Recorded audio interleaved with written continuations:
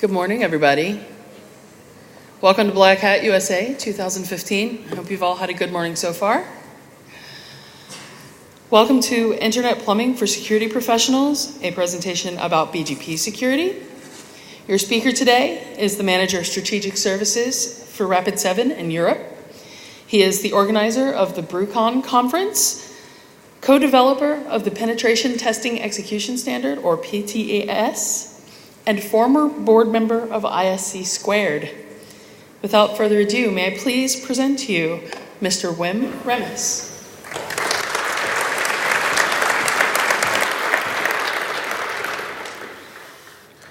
Good. So do you guys, have you guys watched 8 Mile?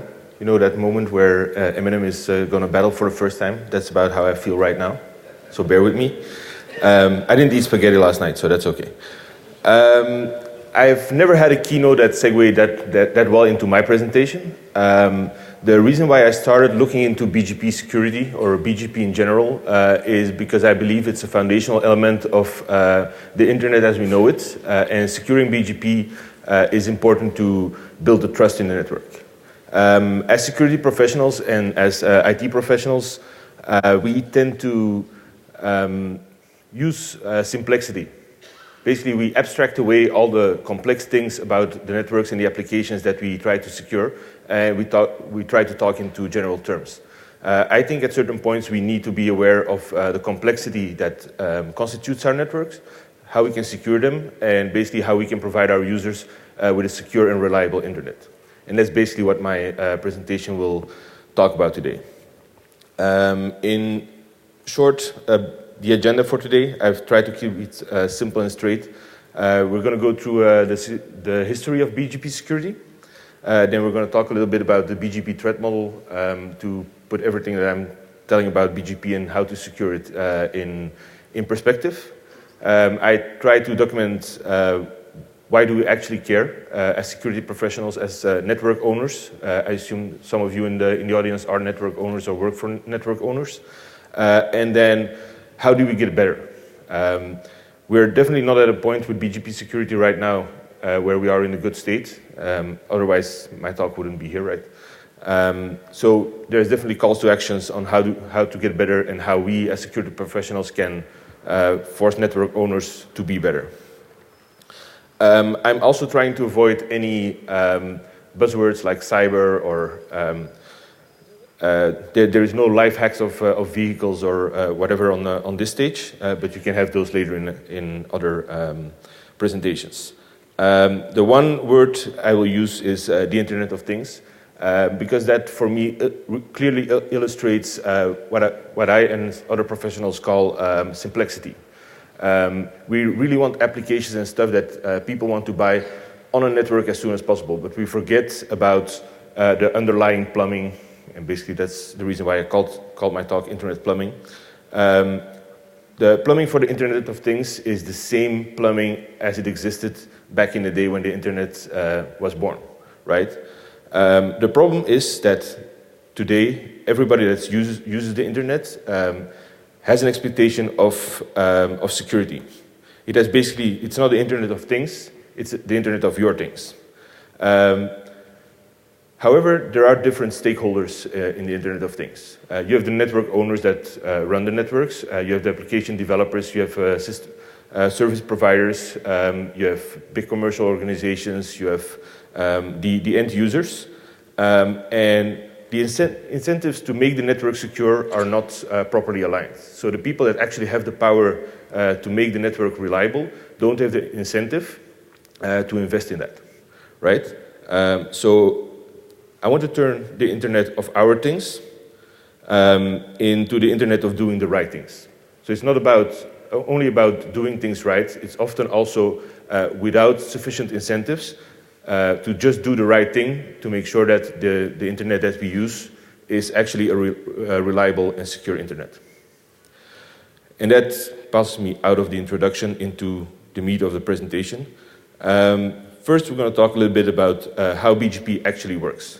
So BGP is a border gateway protocol, and I refer to ASN owners, autonomous system owners, instead of ISPs. In the past, there was almost a one-on-one match between ISPs and ASN owners. But nowadays, big corporations own their own autonomous systems, and they are not specifically ISPs. So we talk about ASN owners. ASN owners build peering relationships with other ASN owners to exchange routing information. And BGP, in its essence, is a very simple protocol. Once that peering relationship is there, the routing information is sent to the peer, and they accept it given certain policies. So in this example, you have 4 autonomous systems, and specifically, AS101 will say, how do I get to the 1070 network, right? And it will get routes from its peers.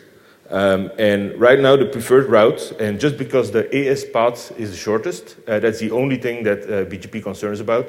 They are not concerned about, BGP is not concerned about bandwidth or any other technical parameters of the link. It's only the AS path decides which link is taken first. So in this sense, AS101 knows that it can go through Autonomous System 102 to get to the owner of the 1070 network. But then AS104, who owns the 1070 network, can decide that the link to 102 is too expensive. They're paying for both links. They're paying more for the link to 102. So what they do is prepending. And then you will see something like this. So they just add their own AS number several times to the path, and then it appears longer. And BGP doesn't care. It will just say, okay, this path is longer, so I'm not going to use that one. I'm going to use the shorter one. And then the real security about BGP is built into the routing policies. And this is where autonomous system owners decide what to do with routing announcements. For instance, a peer could be allowed to announce a route to a /16 prefix, but when they use the same IP range or IP prefix with a /24 or a /30, they will not be allowed to do that. There can be filtering on reserved prefixes. There can be filtering on attributed prefixes, or like I just said, to specific prefixes as well. So it's very, very important to remember, once the relationship between the autonomous systems is established, they will technically accept all updates from that peer. There is inherent trust between the peers. And that's one of the main things about BGP. The trust is everything. If peers trust each other, anything can happen. And we have seen that witnessed in several examples throughout history. And it started back in 1997. One of the first events that happened was the AS7007 hijack. What's important to note, if you look into BGP incidents, it's very hard to see the difference between a malicious BGP attack and an accidental misconfiguration. It all looks like a prefix is announced by a peer, and that propagates through the network. So it both looks the same, and you can only look at malicious motivation based on the kind of traffic that is rerouted and what is then eventually done with it. But on the BGP event itself, it's very hard to tell whether it was malicious or intentional. In 2008, there was a country called Pakistan that tried to limit YouTube access on their internal in-country network. But accidentally, they started announcing YouTube prefixes, so they basically attracted the traffic from YouTube to their network. That would have been an example of a non-malicious route leak. We've also seen China do the same. And okay, China was my first buzzword for today. I'll try not to do it again. China in 2010 also announced a lot of prefixes they were not authorized for, and they basically attracted traffic to Facebook and other websites that people use regularly. Most recently, earlier this year, there was a Malaysian ISP that announced a lot of prefixes to level 3 as a network operator, and level 3 propagated that information to the rest of their network, which basically told a lot of the internet that traffic needed to go to that Malaysian ISP. And added complexity there was that the Malaysian ISP announced so many prefixes that they were basically overflowing the routing table of the level 3 routers. So those routers started to reboot, and that created a lot of bad news on the internet because of latency, and traffic wasn't going through because the routers were rebooting. And then most recently, I think about a month ago, there was evidence of a commercial organization that lost access to a server on a network that was owned by an ASN that went out of business. And they decided to collaborate with an ISP in country to basically announce the prefix of that ASN, the prefix they needed. And that ISP decided to work with them. If we see more and more of that type of events, and I think in the age of surveillance and creating a trusted internet, I don't think we can benefit from seeing more of that type of events. And that's why we're going to talk more about BGP security and how to secure BGP networks. So in essence, when you look at BGP, it's a very, very brittle and very simple protocol. But it's also very simple by intention. It's simple by design. Because if you have a protocol that is basically the backbone of the internet, you don't want it to be too complex and too complicated. You want it to be simple and flexible.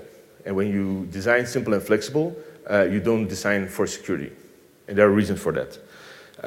If you look at, traditionally as security professionals, we look at worst case scenarios. And we look at BGP and see it's not authenticated and we are able to man-in-the-middle it. But in essence, really, the attack surface is fairly limited. So for instance, a denial of service attack against a BGP router is possible, right? But most ASN owners have multiple BGP routers and peer with multiple autonomous systems, other autonomous systems to create a failover network, right? So denial of service can be an issue, but most of the organizations that own autonomous systems have already built controls in it. And those controls don't need to be in BGP itself. Then you have router impersonation, which is also possible. It's very easy to download an open source BGP router and set up your own BGP router. But it's still difficult to get an ASN and to get access to a link that basically allows you to first perform a denial of service against the router you want to impersonate, and then create a peering relationship using the same IP address as that original router to connect to its original peers. There's a lot of complexity and prerequisites to execute an attack. Then there's a possibility of whatever you want to see as a big service, whether that's AWS or Google or Azure or whatever valuable service for an organization, using BGP hijacking. Now we have to know that everything is possible, but not everything is probable. So when we as security professionals, I think there should be another talk about how we define risk and how we work with risk. But right now, the most popular equation is still impact times probability equals risk. So there is limited probability of the attacks that I'm describing, but the impact once they happen is huge. Not only in the short term to the directly involved parties, which could be your employer and another third party or several ASNs, the ISPs that basically have to rebuild trust with their peers. But in general, in the long term, in the trust in the internet. The main attack that we're talking about when we talk about BGP is route hijacking. Route hijacking is where an ASN owner announces an IP prefix that they are not authorized for. What are the possibilities to do that? You could get direct access to a router. There definitely are router 0 days, or routers can get hacked at a certain point. Most of the time when we see somebody getting access to a router, it's mostly through a routing management computer, either by collusion with somebody that works at an ASN or a network owner, or by using a method to compromise one of those computers and then use their access to get access to a BGP router and inject a route there.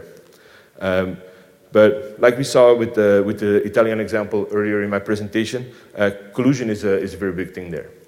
And I think ASN owners should be given tools to define trust between the different ASNs they peer with, and I think that's possible with the technology I'm talking about later.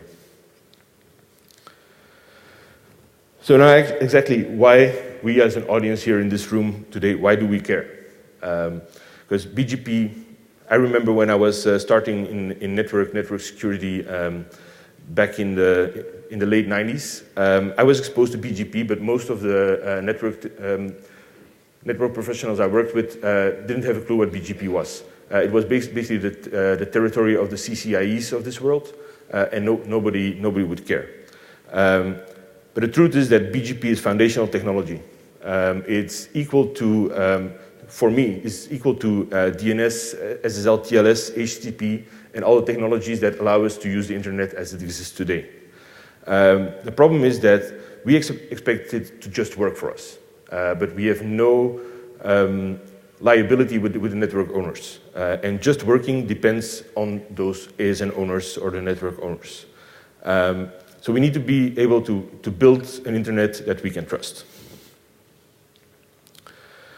The most mind-boggling thing that I discovered when I was looking into BGP and BGP security in general is that there is security technology that exists right now, and it's actually very easy to implement, but you don't see it used that much.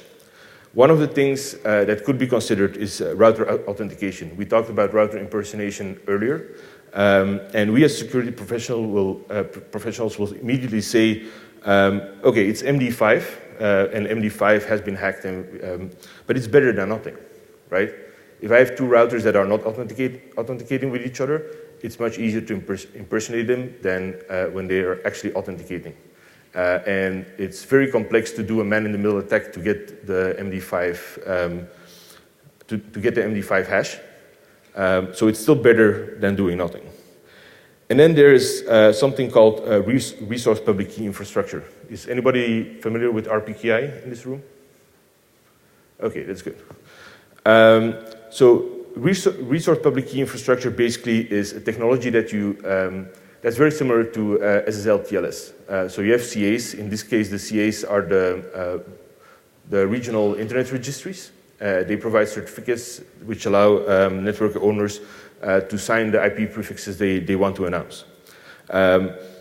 So the local or the regional internet registries are ready to use this technology.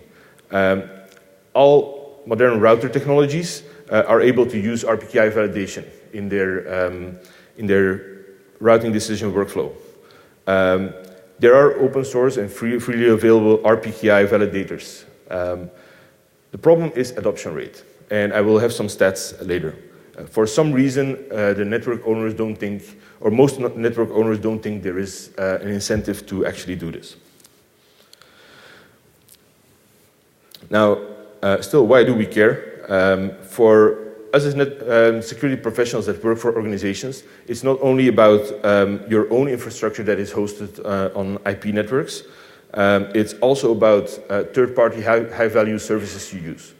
You want to know that those ASNs are, or the IP prefixes that your cloud infrastructure is hosted on, that those are not being hijacked.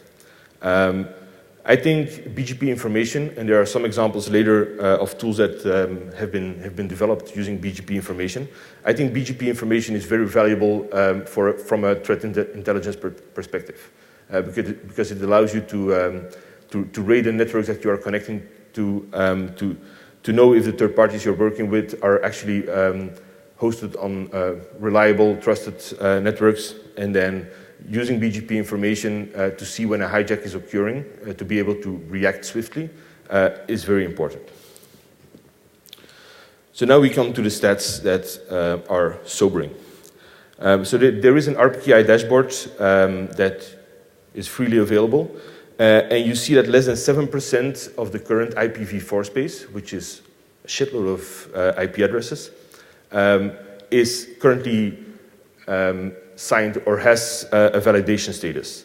You notice that there are three possible validation status. It can be valid, it can be invalid, and unknown. Unknown is basically the unsigned space.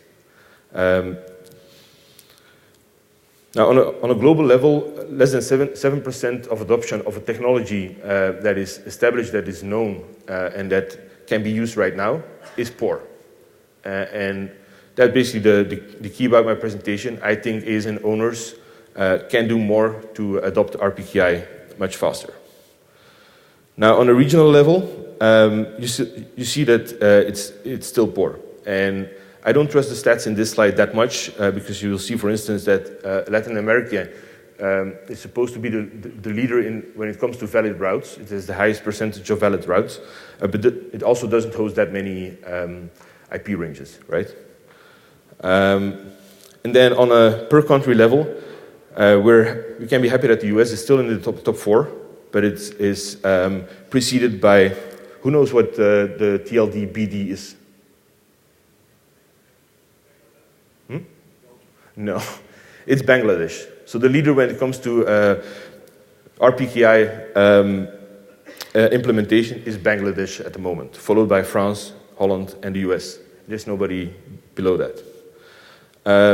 What is interesting to see is when we look at the Alexa Top 500, which are basically the top 500 used websites on the internet.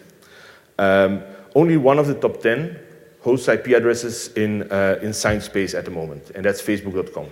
That has nothing to do with Alex Tamas, who has a mission to secure the internet, but it's probably something he's thankful for, that he doesn't have to address that with Facebook right now. Then there's the top 500. Only 16 of the top 500 websites are hosted in signed space at the moment. And that basically means if you look at BGP as the plumbing of the internet, that most of the top 500 websites are hosted in untrusted, unsigned space. So 2 of the 16 are owned by Facebook, their main site and their CDN for all the videos and cat pictures that you watch all day, and then the crazy pictures that some people here post on my timeline. So most of the websites that are in signed space are outside the .com space. And you remember from this side, when we see it, when we look at US, most of the assumption is that .com equals US. Because there's no real way to say what US constitutes on the internet. The internet is American, right? So we come back to the internet of doing the right things. How are we going to incentivize network owners and service owners to adopt RPKI? First thing is to understand RPKI. When you do RPKI, like I said, the regional internet registries will assign certificates to network owners and allow them to sign the IP prefixes that they are allowed to announce. That includes not just the prefix, but also the maximum length. For optimizing reasons, prefixes are often cut in smaller chunks, right? And the ROA or the route origin attestation tells the verificator that this is the subnet or the IP prefix that I want to announce, and this is the maximum length that I will announce it with. And then anything in between there will be allowed. So ASN owners request those ROAs from the regional internet registries, and then something like this goes on. So you see in this picture that AS103 suddenly announces 10.10.1.0/24, which is a more specific subnet of the 10.10.0.0/16. And I'm going to switch between this slide and the next slide a little bit. So these are very ghetto routers. AS103 will say, okay, I have a route to 10.10.1.0/24. And because there is a trust relationship between 103 and 102, 102 will record that announcement and start routing traffic to AS103. However, when RPKI is implemented, the 102 will talk to its internal validator or a public validator that is available. And will ask if 103 is authorized to announce the prefix that they just announced. The validator will say, no, it isn't. And then ASN 102 can still do whatever they want. They will know the validation state, and they can introduce the validation state as an additional decision in their routing policies. And that's where RPKI allows an ASN to create different levels of trust with their peers. You can have peers that you have a long-standing relationship with, that you have shared incentives with, where you see an accidental, non-validated route, that you can still accept it. But when you start working with a new ASN, maybe out of a region that you're not familiar with trusting, you can implement very strict routing policies and basically say, if they announce a non-valid route, I will drop it and not propagate it to my other peers.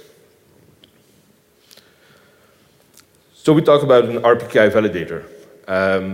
And for once, and I've worked in different areas in security that have the same problem, but for once, we are not looking at different vendors trying to set different standards for a certain technology. There is an open source RPKI validator that is developed by RIPE. So we're not looking at a big vendor. It's basically the people that run the internet came with a solution, and it works very well. I've personally implemented it, obviously in a test network, in less than 50 minutes. The only downside is it requires Java 7. And you're, okay. There's nothing you can do about that. Since it's open source, I invite anybody that's interested to collaborate on creating a non-Java versions. I'm happy to work on that as well. But for the time being, we have to live with Java 7. Then you configure routers to use the validator, and then you're basically done. From there on, it's just configuring the routing policies. Now monitoring. I'm aware there are commercial solutions for monitoring. You can subscribe to BGP monitoring tools that are commercial, where you basically enter the IP prefixes that you want to monitor. That can be your own, but it can also be IP prefixes of services that you are depending on. And then you will get alerts. You will get a BGP dashboard, and you will basically get a BGP threat feed from that commercial organization. But during my research, I stumbled across the University of Colorado. And now it's very confusing. The best commercial technology for BGP monitoring is also called BGP Mon, but people in BGP are not generally creative people. So the best open source monitoring solution is also called BGP Mon. Try not to confuse both. So the people at the University of Colorado, they peer with different ASNs and basically get routing updates from those ASNs. They provide a dashboard on bgpmon.io. They also provide open source BGP monitoring software that you can download, install on your own infrastructure to do the analysis on your own infrastructure instead of relying on the BGP Mon service. And then there is the live BGP service, where you basically get real-time XML feeds that they extract from the routing updates they get. I think it's a very good service, and if you're an ASN that is interested in creating an open source or collaborating with an open source and active BGP monitoring service, then I would strongly suggest to get in touch with the people at the University of Colorado to do that. Now, from most commercial organizations don't have an idea about how else they can use BGP monitoring technology. But a very good example that I've come across is the initiative by Circle. And I didn't know I had a long history with Circle, but I'll keep that for a side conversation. Circle is basically the Computer Incident Response Center of Luxembourg, and they created the BGP ranking tool. It's also a dashboard that you can consult on their website, but the technology can also be downloaded and you can use it in your own threat intelligence feeds.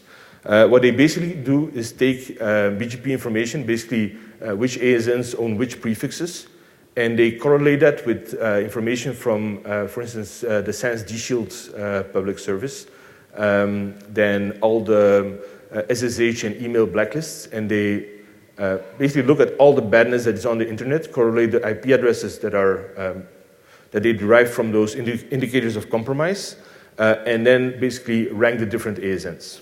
And then you get different interesting pictures, such like this one. So, you know, for the past year, we've all been yelling China, China, China whenever something happened. If you look purely at the BGP ranking data, the most offending countries on the internet are Russia. You see Poland as well, the US, and Brazil. But China, purely in number of ASNs that they host and the badness that is found on those, that is publicly known on those networks, they are not doing that bad. The one caveat that I want to give is that the top two of ASNs that is consistently on the top two are two Asian ASNs.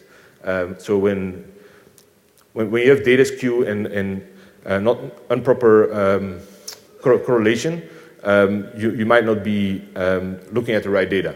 So in this map, China looks good, and that's funny because we're always talking about China being the bad actor.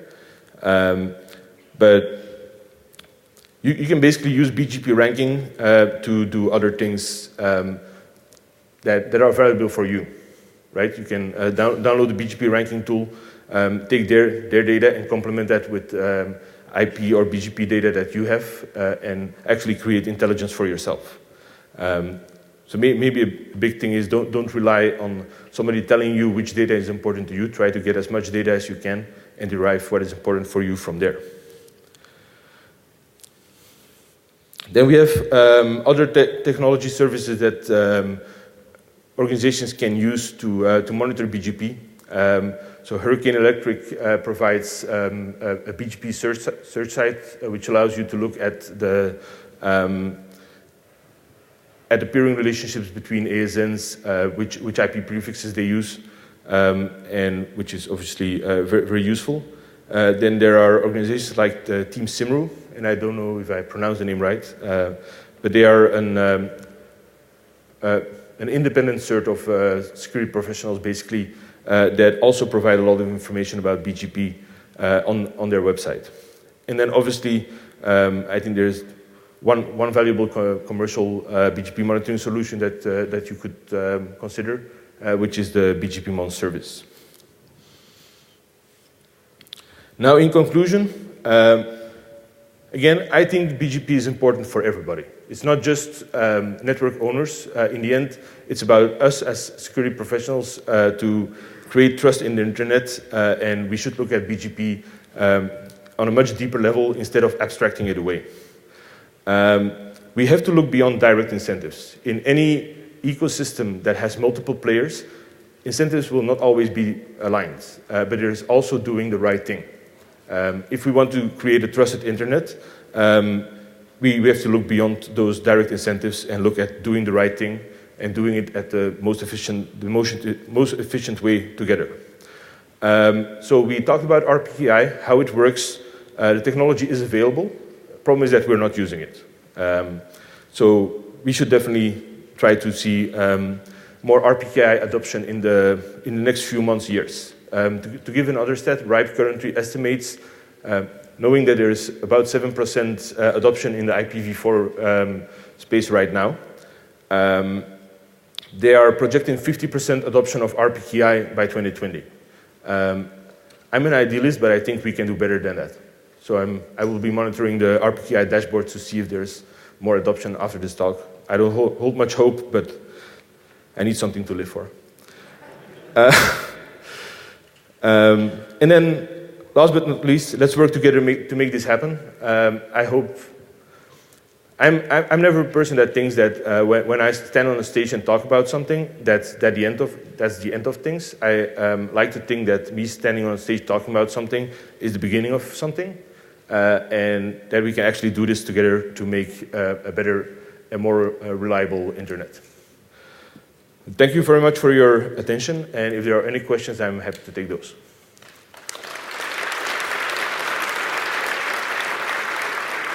I think they're going to come with a mic for you. I hope so. Wim. Oh, yeah. So I have a question about the RPKI validators. That looks like a centralized place where all the ASMs have to talk to.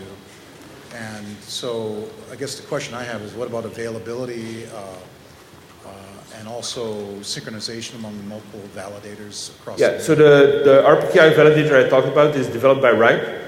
It gets its validation information from the different regional internet registries, but it can be implemented separately by the ISP or by the ASN owner. So every ASN owner can implement their own validator.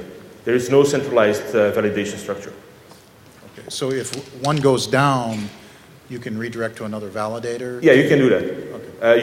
You can use standard, if you implement the RPKI validator on Linux, you can use standard load balancing tools and clustering tools to create basically a cluster of validators instead of a single point of failure, definitely. What about using the existing tool like RedDBs or any routing database? You can use those as well, but it's going to make it more complex for you, right? If the tools are there and available, you can use other tools as well, but I've not specifically looked into that one. Okay.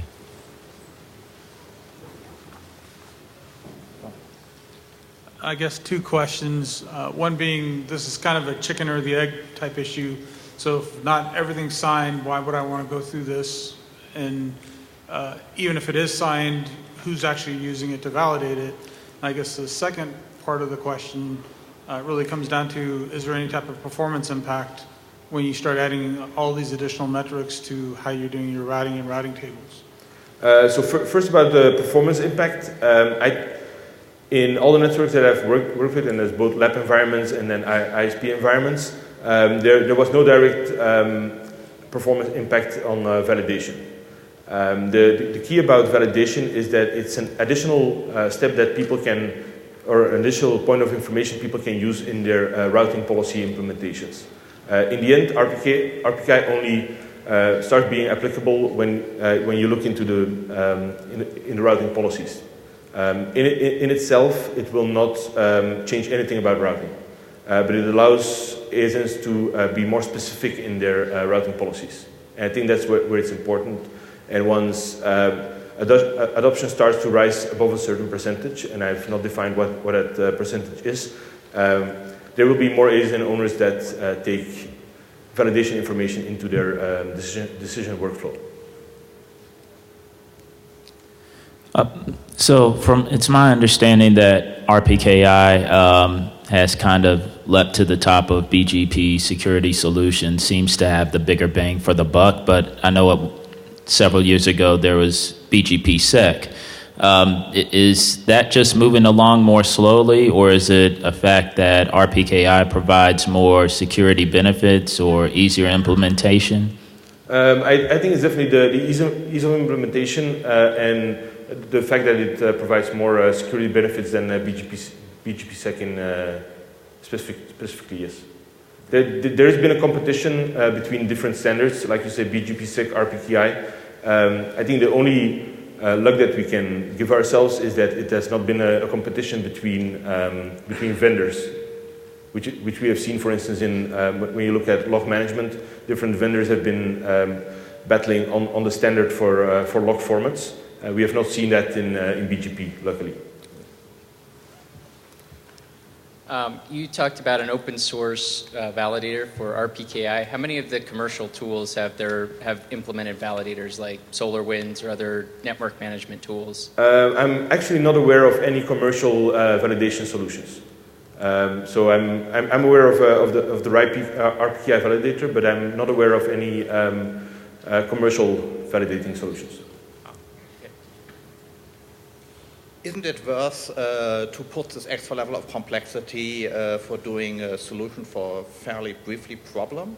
So the best practice on IT security should be keep it stupid and simple. And by adding a PKI infrastructure to the whole of that, it couldn't be possible to open an extra attack surface on ISP services, reputation services, taking over validators, injecting malware, exploiting this stuff, and so on. So to add more complexity to a solution that need to be solved, because it's working fairly good if you block multi-hop BGP and you're running quite fairly and take care of your filter lists and your accepted ASNs. So to run a strict BGP setup. So yes, that's a very good question, and I'm very much a proponent of keeping things simple. But like Jennifer said in her keynote, there is no software liability. Right now, there is no network liability either. It's very hard to blame somebody for something that goes wrong on the BGP level. And I think in that sense, RPKI for BGP is our only solution at this moment.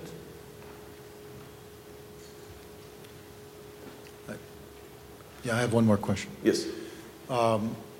Thinking further on RPKI, you get into the standard issues of key management, rollover, expiration. What if somebody loses a private key or it gets stolen and you have to reset it?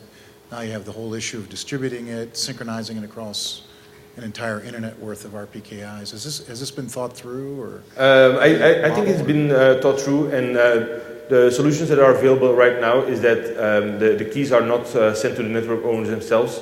It's basically the regional internet registries managing the keys and providing an interface to the network owners to sign their prefixes. And the benefit of RPKI over, for instance, SSL/TLS is that we are not dealing with a bunch of 100s of commercial CAs. We're just looking at the 5 regional internet registries as the root of trust. So key management is still an issue, but right now that's managed by the regional internet registries, and a rollover is managed there as well.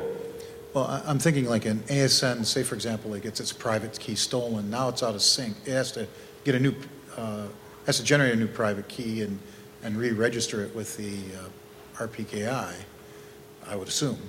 So now how do you propagate that to the rest of the ASNs? I mean, becomes a chicken and egg problem. Yes, it's the same chicken and egg problem. I mean, the network gets partitioned now. I mean, some know the old one, some know the new one. I mean, So I have to make sure I understand your question correctly. So it's a synchronization issue, basically. So I've not seen synchronization issues with the RPKI validators in my test until now. So I don't. It's probably an issue, but it's a minor issue. Still too new, yeah. Okay. Yeah, and it's still where I mentioned earlier that you can create different levels of trust. So if you have ISPs that you depend on, or ASN owners that you depend on, or that you have a high level of trust with, your routing policies can reflect that trust. So the validation status is not the end-all be-all of BGP security. You can still consider that, for instance, if a trusted peer announces a non-validated route, you can still allow that to propagate based on your own routing decisions. Yeah. For the YouTube hijacking example, was the attacker able to compromise YouTube credentials? Or what's the extent of the compromise? So that's very difficult to estimate. In the case of the YouTube announcement, we have to take into account that it was a non-malicious hijacking situation.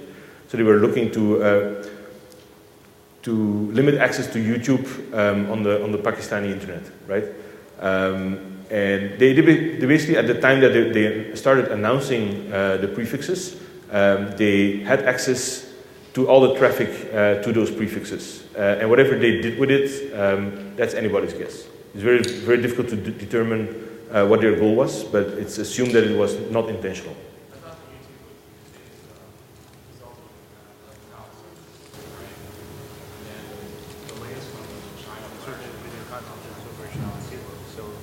Okay, can you speak into the mic? Sorry. I was just saying, the extent that the YouTube one I thought was just a denial of service for YouTube, that the traffic was just dropped because, but then when the latest one that happened with China was the one that was more malicious type because the traffic was actually routed back out. Yeah, that's right. With Pakistan, there was no further routing, but in the China example, they routed the traffic further to the end destination. So there was a full man-in-the-middle situation there. Correct. Okay. I have a question. So with the implementation that you're talking about, is there a way to determine that that either whatever route you're taking is fully, supporting RKMS or RPKI, or and to make a determination on that within the software or within your routing? No, there is no ability right now to validate that your complete ASN path is RPKI validated. All right, because then if one person's not doing it, then they're they're vulnerable to this, like the BGP poisoning, and then it still could take effect, right? Yeah. All right. No, that's correct. Very good. Well, thank you very much, and I hope you enjoyed the session. I did.